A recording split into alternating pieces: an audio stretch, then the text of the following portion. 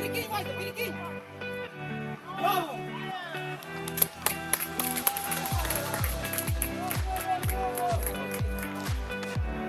Перекинь, Вася, перекинь! Браво!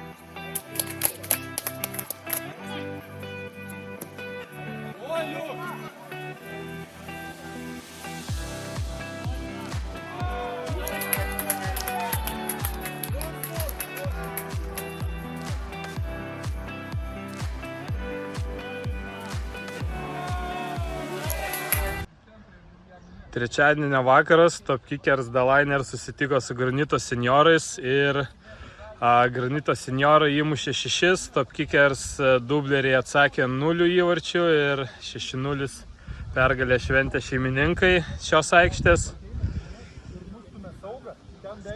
Ir trumpai rungtynės apžvelgs Erik. Na ką, rungtynės tai buvo silpnos iš mūsų pusės. Manau, pralaimėjom vėlgi kaip ir praeitose vidurį.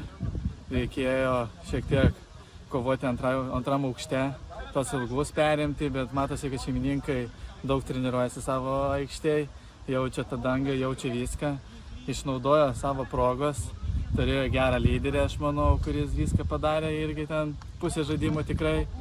Na, o mums trūko kaip patirties turbūt šioje aikštėje, užbaigimo ir šiek tiek kovingumo. Dvi paskutinės rungtynės, 11-1 įvarčių santykis ne mūsų naudai, tai ko gero pertrauka pačiu laiku. Na, žiūrime, kokia pertrauka. Jeigu pertrauka treniruotėms, tai labai laiku, bet jeigu tiesiog pailsėt, tai pailsėt reikia, bet nepamiršti ir apie futbolą, aš manau, nes jeigu grįšim tokiai pačioj formai, tai manau, lėsim dugną.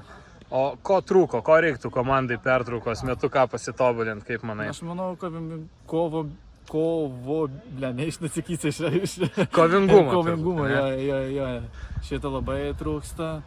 Aikštėje aš sakyčiau, kad mūsų patyrę žaidėjai šiek tiek, kaip sakant, nuleido rankas per anksti.